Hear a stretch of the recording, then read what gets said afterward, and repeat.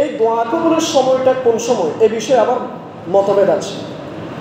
প্রথম মতামত, খতিব সাহেব ইমাম মিম্বারে বসার পর থেকে নামাজ শেষ করা পর্যন্ত এই সময়টা দোয়া কবুলের সময়।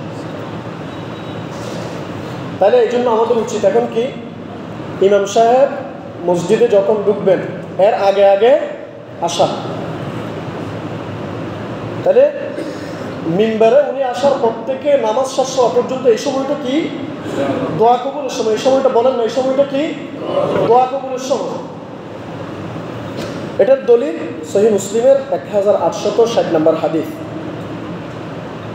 عن أبي بردة بن أبي موسى الأشعري قال لي عبد الله بن عمر أسمعت أباك يحدث عن رسول الله صلى الله عليه وسلم في شأن ساعة الجمعة؟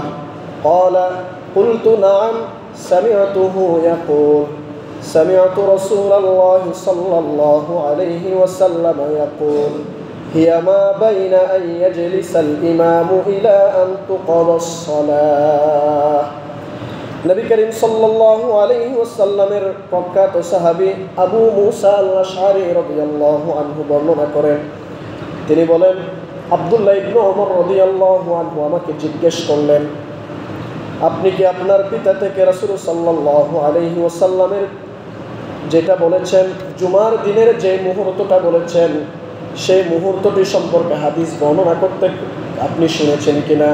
অর্থাৎ ওমর রাদিয়াল্লাহু আনহু থেকে, ওমর রাদিয়াল্লাহু আনহুর ছেলে আব্দুল্লাহ ইবনে ওমর তিনি জিজ্ঞেস করলেন আবু মুসা আশ-শারী রাদিয়াল্লাহু আনহু থেকে। আবু মুসা আশ-শারী রাদিয়াল্লাহু আনহু যেহেতু বয়সে মুরব্বী ছিলেন, তখন ওনাকে জিজ্ঞেস করছেন, আপনি আপনার পিতা থেকে ওইরকম কোনো শুনেছেন কিনা, রাসূলুল্লাহ সাল্লাল্লাহু আলাইহি ওয়াসাল্লাম যে মুহূর্তটা বলেছেন জুমার দিন, এই মুহূর্তের ব্যাপারে তিনি কোনো কথা বলেছেন কিনা? ক্বালা, আবু মুসা আশ-শারী রাদিয়াল্লাহু আনহু বলেন, কুলতু নাআম, আমি বললাম হ্যাঁ, আমার বাবা বলেছেন, সামিআতুহু ইয়াকুল, আমি আমার পিতাকে বলতে শুনেছি, তিনি বলেন, সামিআতু রাসূলাল্লাহি সাল্লাল্লাহু আলাইহি ওয়াসাল্লাম ইয়াকুল হিয়া মা বাইনা আন ইয়াজলিসাল ইমামু ইলা আন তুকদাস সালাহ। আমি রাসূল করিম সাল্লাল্লাহু আলাইহি ওয়াসাল্লামকে বলতে শুনেছি, আবু মুসা আশ-শারীর পিতা বলেন, ইমামের বসা থেকে নামাজ শেষ করার মধ্যবর্তী সময়ের মধ্যে সেই মুহূর্তটা লুকিয়ে আছে। সুবহানাল্লাহ। আবার এখানে এজন্য অনেক মুহাদ্দিস আবার ব্যাখ্যা করেছেন, তাহলে ইমামের বসার পর থেকে নামাজ শেষ করার মধ্যবর্তী মুহূর্ত কোনটা? তারা বলেছেন অনেকে যখন ইমাম সাহেব একটা খুতবা দিবেন, একটা খুতবা দেওয়ার পর বসেন আর একটা খুতবার জন্য দাঁড়ান, ওই যে মুহূর্তটা থাকে এই মুহূর্তটা দোয়া কবুলের সময়। সুবহানাল্লাহ। এটাও একটা। এজন্য আপনারা অনেকে, আমরা তো গল্প করতে থাকি, খতিব সাহেব যখন খুতবা দেয় তখন গল্প করতে থাকি, কিন্তু আমরা বুঝি না যে ওই সময়গুলো দোয়া কবুলের সময়। এই সময়গুলোতে দোয়া করবেন, বিশেষত দুই খুতবার মধ্যবর্তী সময় একটা, আর যতক্ষণ পারবেন ইমাম সাহেব আসার পর থেকে নামাজ শেষ করা পর্যন্ত এই সময়ের মধ্যে আমাদের উচিত দোয়া করা। আরেকটা মতামত, জুমা বা আসরের শেষ মুহূর্তে, আসরের শেষ মুহূর্তে। সুনান আবু দাউদের 1848 নম্বর হাদিস। عن جابر بن عبد الله عن رسول الله صلى الله عليه وسلم أنه قال يوم الجمعة 12 يريد ساعة لا يوجد مسلم يسأل الله عز وجل شيئا إلا آتاه الله عز وجل فالتمسوها آخر ساعة بعد العصر। আল্লাহর নবীর আরেকজন প্রখ্যাত সাহাবী হযরত জাবির ইবনে আব্দুল্লাহ রাদিয়াল্লাহু আনহুর বর্ণনা, নবী করিম সাল্লাল্লাহু আলাইহি ওয়াসাল্লাম ইরশাদ করেছেন, ইয়াউমুল জুমআতি 12, জুমার দিন 12 ঘন্টার মধ্যে এমন একটা মুহূর্ত আছে। তাহলে এখানে রাতের কথা আসে না, দিনের কথা। 12 ঘন্টার মধ্যে এমন একটা মুহূর্ত আছে يريد ساعة لا يوجد مسلم يسأل الله عز وجل شيئا إلا آتاه الله عز وجل যে মুহূর্তে কোনো মুসলমান যদি আল্লাহর কাছে কোনো কিছু প্রার্থনা করে তাহলে আল্লাহ তাআলা সাথে সাথে তা কবুল করে নেয় সুবহানাল্লাহ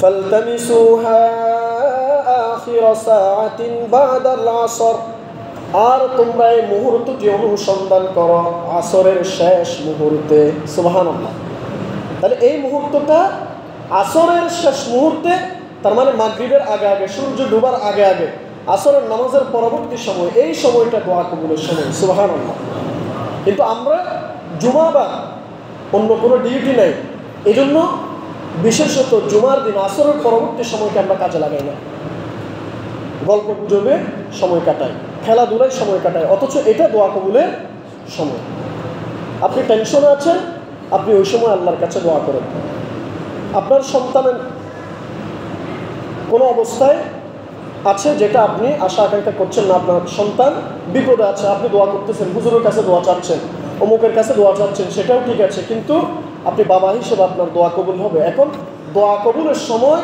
আসরের সময় জুমার দিন একেবারে মাগরিবের আগ মুহূর্তে আপনি আল্লাহর কাছে দোয়া করেন মাগরিবের নামাজের 20 মিনিট 30 মিনিট আগে মসজিদে আসেন এরপর আল্লাহর কাছে একটু হাত তুলে দোয়া করেন দেখবেন যে আল্লাহ তাআলা আপনার আশা কবুল করেছেন সুবহানাল্লাহ কারণ এগুলো হচ্ছে দোয়া কবুলের সময় সম্মানিত হাজিরিন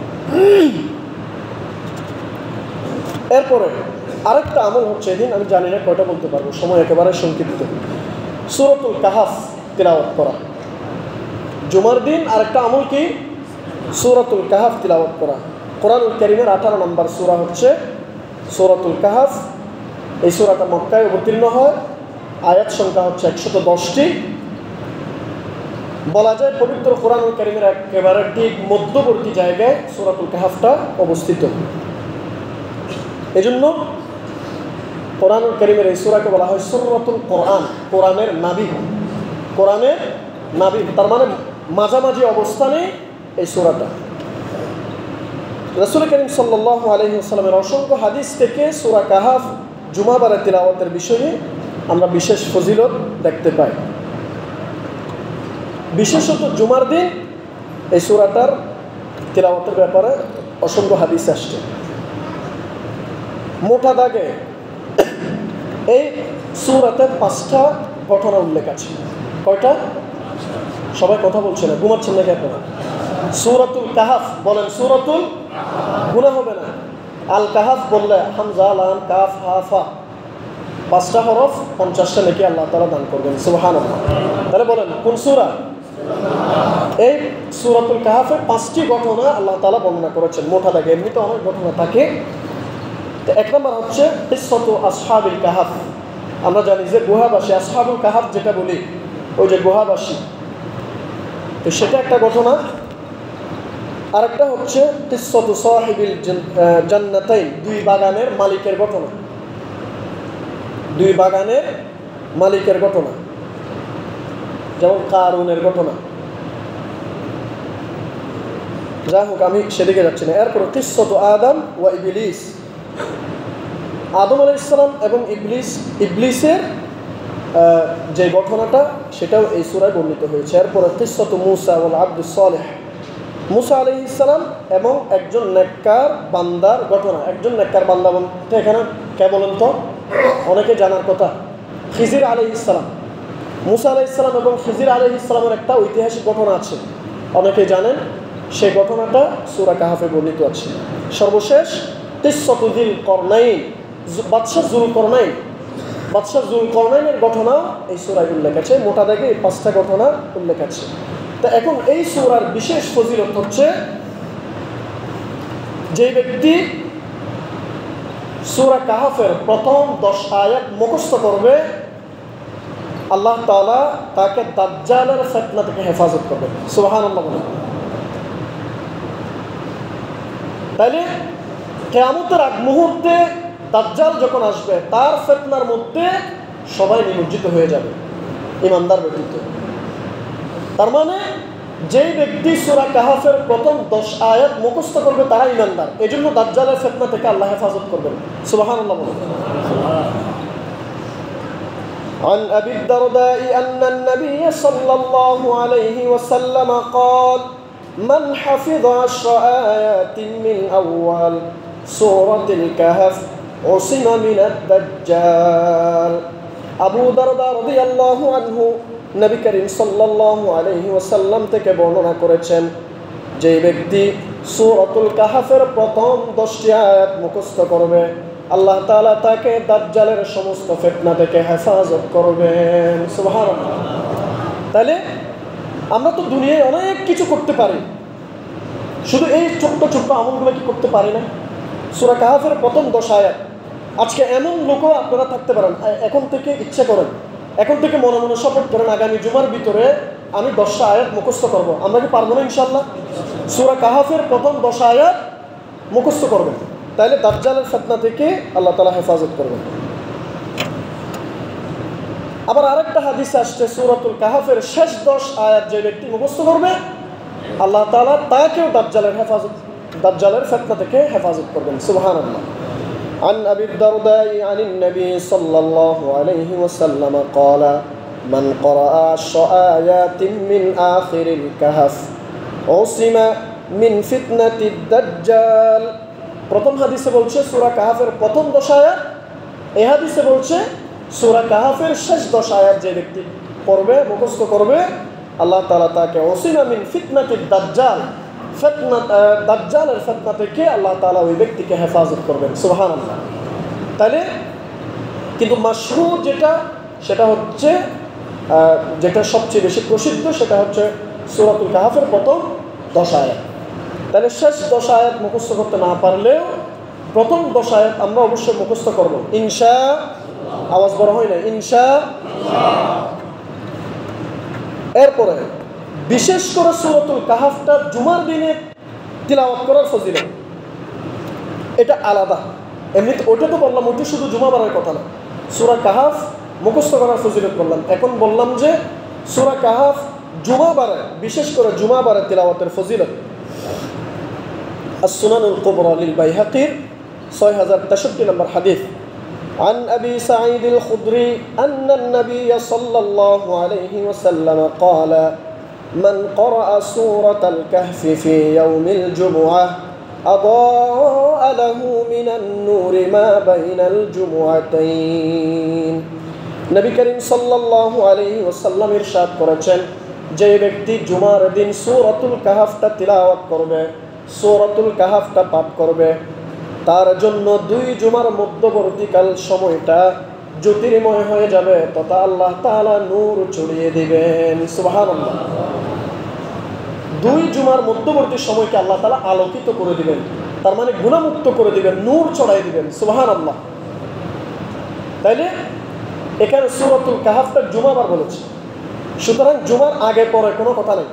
অনেকে আমাদেরকে প্রশ্ন করে, হুজুর এটা জুমার আগে পড়তে হবে নাকি পরে পড়তে হবে?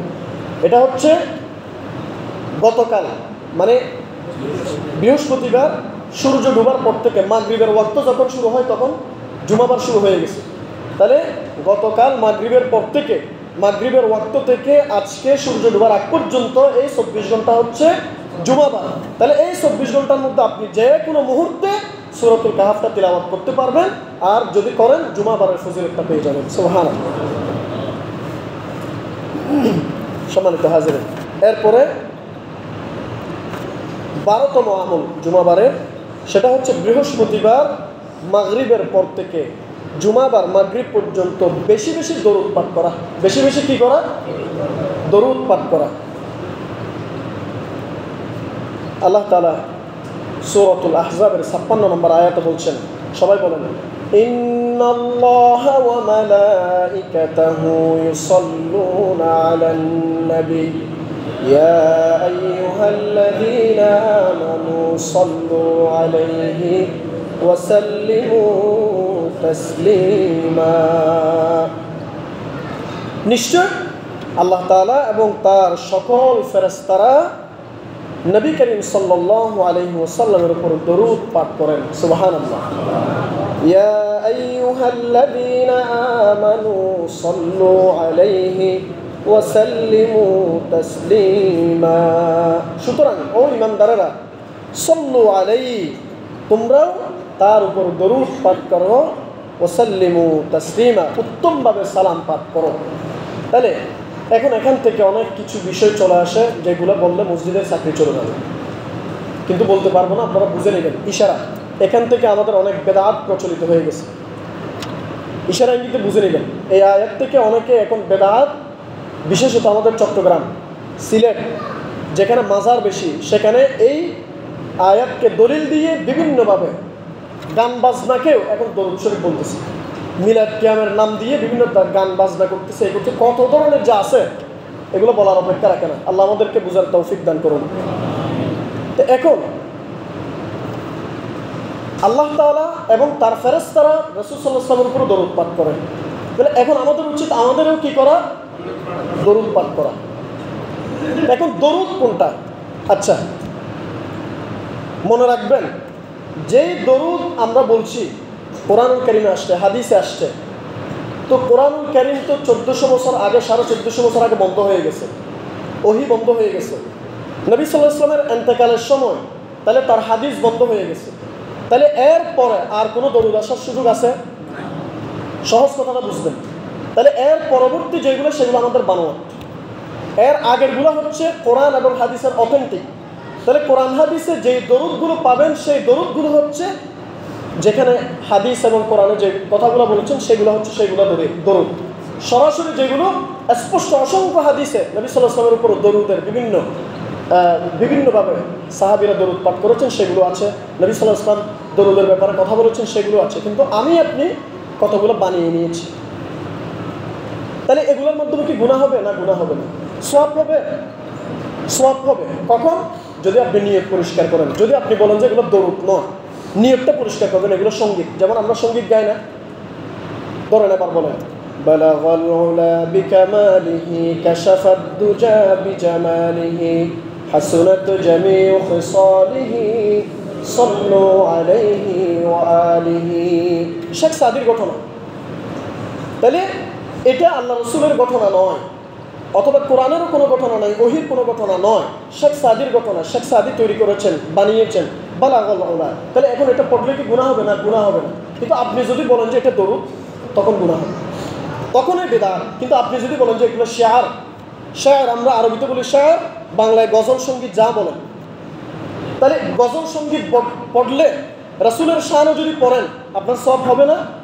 বলেন না। হাসান বিন সাবিত রাদিয়াল্লাহু আনহু আল্লাহর নবীর কবি ছিলেন, বাতিলরা কবিতা বলে নবী সাল্লাল্লাহু আলাইহি ওয়াসাল্লামের উপর যখন আক্রমণ করত, হাসান বিন সাবিত রাদিয়াল্লাহু আনহু, আলী রাদিয়াল্লাহু আনহু, এইরকম অসংখ্য কবিরা আবার কাফিরদের বিরুদ্ধে কবিতা রচনা করে, নবী সাল্লাল্লাহু আলাইহি ওয়াসাল্লামের প্রশংসামূলক কবিতা রচনা করে তাদের প্রতিবাদ করতেন।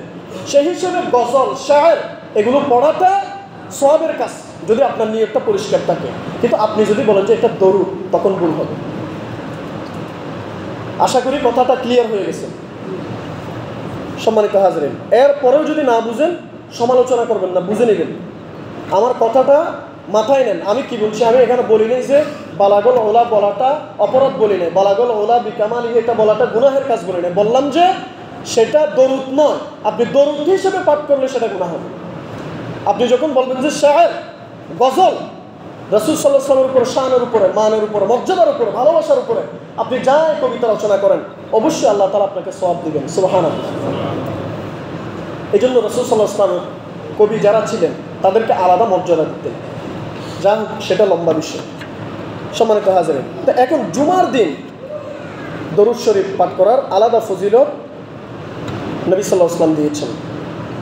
সুনানে নাসাই বর্ণনায় عن أوس بن أوس عن النبي صلى الله عليه وسلم قال إن من أفضل أيامكم يوم الجمعة فيه خلق آدم عليه السلام وفيه قبض وفيه النفخ وفيه الصعقة فأكثروا علي من الصلاة فإن صلاتكم معروضة علي.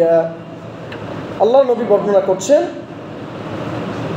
ইন্না মিন আফদলি আইয়ামিকুম ইয়াউমুল জুমআহ, দিনসমূহের মধ্যে সর্বশ্রেষ্ঠ দিন হচ্ছে জুমার দিন।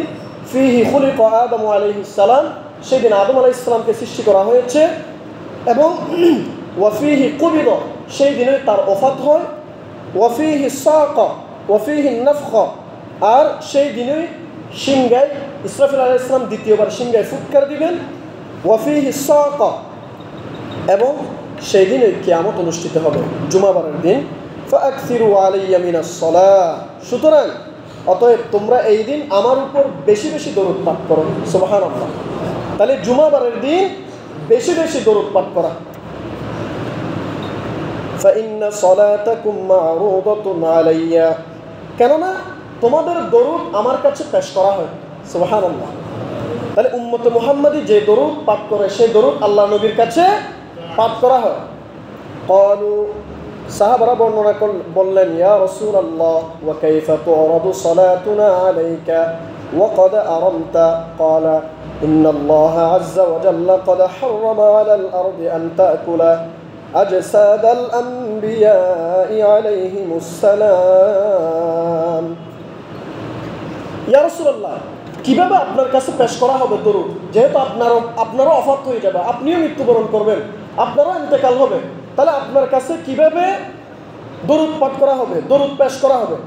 নবী করিম সাল্লাল্লাহু আলাইহি ওয়াসাল্লাম তখন জবাব দিলেন, ইন্নাল্লাহা আযযা ওয়া জাল্লা ক্বাদ হাররামা আলাল আরদি আন তা'কুলা আজসাদিল আমবিয়াই আলাইহিমুস সালাম। নিশ্চয় আল্লাহ তাআলা জমিনের জন্য সমস্ত নবীদের দেহকে খাওয়াটা হারাম করেছেন। সুবহানাল্লাহ। আমরা মানুষ, আমাদের ভুল ত্রুটি থাকতে পারে, এই জন্য জমিন হয়তো আমাদের অনেকের শরীর খেয়ে ফেলবে, কিন্তু আল্লাহ তাআলা হারাম ঘোষণা করেছেন জমিনের জন্য, যে জমিনে যখন নবীদেরকে যখন দেয়া হয়, নবীদেরকে ঠিক যেরকম দেয়া হয় সেই রকমই থেকে যায়। সুবহানাল্লাহ। তাদের কাছে জমি শেষ করতে পারে না। এই জন্য নবী সাল্লাল্লাহু আলাইহি ওয়াসাল্লাম বলেছেন, আমাকে আরেকটা হাদিস আসছে, সময় নেই আমি বলতে পারবো না, সেখানে আমাকে রিজিক দেয়া হয়, কবরের ভিতরে আমাকে কি করা হয়? রিজিক দেয়া হয়, আমি সেখানে রিজিক প্রাপ্ত। সুবহানাল্লাহ বলেন। এজন্য তাহলে নবী সাল্লাল্লাহু আলাইহি ওয়াসাল্লাম বলেছেন সেখানে আমার কাছে পেশ করা হয়, পাঠ করা হয়। আর আরেকটা হাদিস আসছে, যেহেতু এই হাদিসগুলো এখন আরেকটা বলে যেগুলো বলছে এগুলো সবগুলো অথেন্টিক দলিল, আমি যেহেতু সময় নেই এই জন্য বলছি না, আমার আলোচনায় যেহেতু এটাতে এই জুমায় এটাতে স্টপ করে দিবে। নবী সাল্লাল্লাহু আলাইহি ওয়াসাল্লাম বলেছেন, যেই ব্যক্তি আমার রওজার পাশে গিয়ে আমাকে সালাম দিবে, দরুদ পাঠ করবে, আমি তা শুনি। সুবহানাল্লাহ বলেন না? আর যে ব্যক্তি দূর থেকে, ধরেন বাংলাদেশ থেকে, কুয়েত থেকে, ফিলিস্তিন থেকে, এক এক জায়গা থেকে, বিশ্ব থেকে আমার উপরে দরুদ পাঠ করা হয়, সেটা আমার কাছে পেশ করা হয়। সুবহানাল্লাহ। যখন রওজার কাছে গিয়ে যখন আপনি দরুদ পাঠ করবেন সেটা শুনবেন, আর যখন দূর থেকে পাঠ করবেন সেটা কি করবে? নবী সাল্লাল্লাহু আলাইহি ওয়াসাল্লামের কাছে পেশ করা হয়। সম্মানিত হাজিরিন, তো এখন দরুদ শরীফের বিষয়ে কথা বলতে গেলে অনেক কথা চলে আসবে। ওয়া বা'দাল মাউত ইন্নাল্লাহা হাররামা আলাল আরদ আন তা'কুলা আজসাদিল আমবিয়া ফানাবিয়ুল্লাহি হাইয়ুন ইউরজাক। আরেকটা হাদিস আসছে, ফানাবিয়ুল্লাহি হাইয়ুন, যে সুনান ইবনে মাজাহ 1637।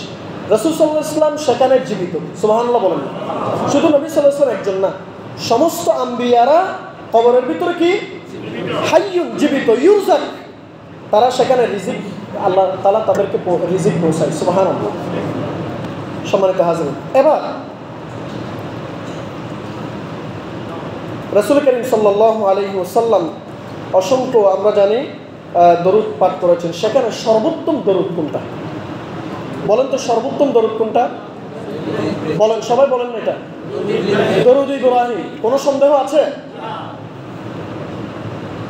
এই জন্য এখন আমাদেরকে অনেকে বলে মিলাদ ক্যাম্প করে না, অমুক করে না, তমুক করে না, মিলাদ ক্যাম্প একটু কম করছে, অমুক জুমাই করে নাই, তমুক জুমাই করে নাই। এগুলো সমালোচনা করার আগে একটু যে চিন্তা ভাবনা করবেন। প্রত্যেকটা জুমার শুরুতে আমি খুতবার পরে দরুদ ইব্রাহিম পড়ি কিনা? এখন এটার মাধ্যমে আপনি বলতে পারেন যে এটা ওয়াবি হয়ে গেছে, এটা জামাত হয়ে গেছে, এটা অমুক হয়ে গেছে, এগুলো অনেকে বলো, তো আমাদের কানে আসে। যেহেতু মিম্বারে তো আজকে দাঁড়ায় নাই, আলহামদুলিল্লাহ, তাই এখন প্রায় 10 বছর হয়ে গেছে আমার বয়স মিম্বারে, সেই হিসেবে আমি কিছুটা তো শুনি। কিন্তু মানুষগুলো চিন্তা করো না, আমি যে কথাগুলো বললাম এটা হাদিসের দলিল না কোরআনের দলিল, এটা চিন্তা ভাবনা করেন। দরুদে ইব্রাহিম সমস্ত দরুদের সরদার, সুবহানাল্লাহ বলেন। তাহলে আমরা কি রাসূলের উপর দরুদ পাঠ করি না? তাহলে আপনি যে আমি যদি এখন সুন্নি দাবি করি, তার মানে আমি রাসূলুল্লাহর সুন্নতের উপরে অটল আছি। আমি আরেকজনকে ওয়াহাবি বলে তাকে গালি দিব কেন? সেও তো আল্লাহুম্মা সাল্লি আলা মুহাম্মদ পড়ে না, পড়ে। তাহলে তারা গালি দিব কেন? এজন্য এগুলো আমাদের মুসলমানদের রীতি নয়, গালি দেওয়া, অমুককে তমুককে কাফের বলা, অমুককে মুনাফিক বলা, অমুককে এই করা সেই করা, এগুলো মুসলমানদের রীতি নয়। অমুককে ওয়াহাবি, অমুককে জামাতি, অমুককে তমুক এরকম বলে শুধু নিজেই একেবারে ফ্রেশ, নিজে জান্নাতে চলে যাবে, জিবরাইল আমিন ফেরেশতা নিজে একেবারে এখন জান্নাতে চলে যাবে, বাকি সব দোষ অমুকে, এরকম করে নিজে একেবারে পুত পবিত্র হয়ে যায়। আর মিম্বারে দাঁড়াতে পারলে মাইক একটা পেলে বিপক্ষে দল যারা আছে তাদেরকে গালাগালি করে, এরকম লোক আছে কি নাই? এবার হাদিসটা শুনেন। عن عبد الرحمن بن أبي ليلى قال لقيني كعب بن عجرة فقال ألا أهدي لك هدية سمعتها من النبي صلى الله عليه وسلم فقلت بلى فأهديها لي فقال سألنا رسول الله صلى الله عليه وسلم فقلنا يا رسول الله كيف الصلاة عليكم أهل البيت فإن الله قد علمنا كيف نسلم আব্দুর রহমান ইবনে আবু লাইলা বলেন, সাহাবী কাব ইবনে উজরা রাদিয়াল্লাহু আনহু আমাকে বলেন, আমি কি আপনাকে এমন একটি উপহার দিব না যা নবী করিম সাল্লাল্লাহু আলাইহি ওয়াসাল্লাম থেকে আমি শুনেছি? আমি বললাম অবশ্যই, সেই উপহারটি আপনি আমাকে দিবেন। তিনি বলেন, নবী করিম সাল্লাল্লাহু আলাইহি ওয়াসাল্লামকে জিজ্ঞেস করলাম, ইয়া রাসূলুল্লাহ, আপনার উপর কিভাবে দরুদ পাঠ করব? এবার বুঝেন হাদিসের এবার একটা খেয়াল করেন। ইয়া রাসূলুল্লাহ কাইফাস সালাতু আলাইকুম ওয়া আহলাল বাইত, আপনার উপর এবং আপনার আহলে বাইতের উপরে কিভাবে দরুদ পাঠ করব? ফাইন্নাল্লাহা ক্বাদ আল্লামানা কাইফা নুসাল্লিম, আমরা, কেননা আল্লাহ তাআলা আপনাকে সালাম দেওয়ার পদ্ধতিও শিখিয়ে দিয়েছেন, দরুদ পাঠ করার পদ্ধতিও শিখিয়ে দিয়েছেন, এখন আমরা কিভাবে দিব? নবী সাল্লাল্লাহু আলাইহি ওয়াসাল্লাম তখন বললেন, কুলু, সবাই বলেন, আল্লাহুম্মা সাল্লি আলা মুহাম্মাদ ওয়া আলা আলি মুহাম্মাদ কামা সাল্লাইতা আলা ইব্রাহিম ওয়া আলা আলি ইব্রাহিম ইন্নাকা হামিদুম মাজিদ আল্লাহুম্মা বারিক আলা মুহাম্মাদ ওয়া আলা আলি মুহাম্মাদ কামা বারাকতা আলা ইব্রাহিম ওয়া আলা আলি ইব্রাহিম ইন্নাকা হামিদুম মাজিদ। এই যে দরুদ ইব্রাহিম, নবী সাল্লাল্লাহু আলাইহি ওয়াসাল্লাম বলছেন, তোমরা আমার উপর এবং আমার আহলে বাইতের উপরে এই দরুদটাই তোমরা পাঠ করবে। সুবহানাল্লাহ। এজন্য শুধু নামাজে, এখানে কি নবী সাল্লাল্লাহু আলাইহি ওয়াসাল্লাম বলেছেন শুধু তোমরা সেটা নামাজে পড়বে? বলেন না, এই কথাটা কি বলেছে? আমি তো হাদিসের শুরু থেকে শেষ পর্যন্ত শোনালাম, এখানে এরকম কোনো কথা শুনেছেন? দলিল কি এটা? সহিহ বুখারীর 3370 নম্বর হাদিস, দলিল বলে দিলাম, আপনারা খুঁজে নেবেন। 3370 নম্বর হাদিস সহিহ বুখারী। তাহলে এখানে তো এরকম কোনো কথা বলা নেই। তাহলে এটা সর্বোত্তম দরুদ, এটা আপনি নামাজের ভিতরেও নামাজের বাহিরেও এই দরুদটা সর্বোত্তম। সুবহানাল্লাহ। আরেকটা আছে, আল্লাহুম্মা আনজিলহুল মাকাদাল মুকাররাবা ইনদাকা ইয়াউমাল কিয়ামাহ ওয়াজাবাত লাহু শাফাআতি। নবী সাল্লাল্লাহু আলাইহি ওয়াসাল্লামের উপর কেউ যদি দরুদ পাঠ করে এবং বলবে আল্লাহুম্মা সাল্লি আলা মুহাম্মাদিন ওয়া আনজিলহুল মাকাদাল মুকাররাবা ইনদাকা ইয়াউমাল কিয়ামাহ, তাহলে আমার সুপারিশ আমার ওই উম্মতের জন্য ওয়াজিব হয়ে যাবে। সুবহানাল্লাহ বলেন। তাহলে এই দরুদগুলো পাঠ করলে আল্লাহ নবীর সুপারিশ আমাদের জন্য কি হবে? ওয়াজিব হয়ে যাবে, বাধ্যতামূলক হয়ে যাবে। সম্মানিত হাজরিন, আরেকটা হাদিস আসছে, সময় নেই, যদি আপনি জুমার দিন যদি দরুদ পাঠ করেন, 80 বার যদি দরুদ পাঠ করেন, আপনার 80 বছরের গুনাহ আল্লাহ মাফ করে দেবেন। সুবহানাল্লাহ। তো কোন দরুদ? আল্লাহুম্মা সাল্লি আলা মুহাম্মাদিন নবিয়্যিল উম্মি ওয়া আলা আলিহি ওয়া সাল্লিম তাসলিমা। শুধু এতটুকু বলেন, আল্লাহুম্মা সাল্লি আলা মুহাম্মাদিন নবিয়্যিল উম্মি ওয়া আলা আলিহি ওয়া সাল্লিম তাসলিমা। এটা শুধু জুমাবারের দিন আপনি 80 বার পড়েন, তাহলে নবী সাল্লাল্লাহু আলাইহি ওয়াসাল্লাম বলছেন 80 বছরের গুনাহ আল্লাহ ক্ষমা করে দিবেন। সুবহানাল্লাহ। তাহলে আচ্ছা, এখন আল্লাহুম্মা সাল্লি আলা মুহাম্মাদ বললাম, বিভিন্ন দরুদ শরীফ আছে, এগুলো তো অনেক লম্বা হয়। তাহলে একেবারে ছোট্ট একটা দরুদ শরীফ আছে, ছোট্ট দরুদ যেই দরুদ শরীফের নিচে ছোট আর কোনো দরুদ নাই, ওইটা সবাই হাঁটতে বসতে চলতে ফিরতে এই দরুদটা পড়বেন, সাল্লাল্লাহু আলাইহি ওয়াসাল্লাম। বলেন সাল্লাল্লাহু আলাইহি ওয়াসাল্লাম। এতটুকু সবার মুখস্থ আছে না? তাহলে জুমাবারের দিন এটা বেশি বেশি করবেন, সাল্লাল্লাহু আলাইহি ওয়াসাল্লাম, সাল্লাল্লাহু আলাইহি ওয়াসাল্লাম। এই যে দরুদ হচ্ছে, এগুলা দরুদ মানে আপনি দাঁড়ায় ইয়া নবী সালাম আলাইকে বলে আপনাকে সালাম দিতে হবে, তারপরে জিলাপি দিতে হবে, এইগুলোর কথা এখানে বলা নেই। এখানে বলেছে সহিহ বুখারী, মুসলিম, তিরমিজিতে যে হাদিসগুলো আসছে সবগুলো হচ্ছে ওই যে রাসূলুল্লাহ সাল্লাল্লাহু আলাইহি ওয়াসাল্লাম যে স্পেসিফিক দোয়াগুলো শিখিয়ে দিয়েছিলেন দরুদের ব্যাপারে সাহাবীদেরকে, সেই দোয়াগুলো পাঠ করা। আল্লাহ আমাদেরকে বোঝার তৌফিক দান করুন। সম্মানিত হাজরিন, আমরা আজকে এখানে এই জুমাটা শেষ করছি। অনেক কথা আরও ছিল, কিন্তু সময়ের সংক্ষিপ্ততার কারণে আমি বলছি না, অলরেডি 2-1 মিনিট বেড়ে গেছে। এখন আমাদের সামনে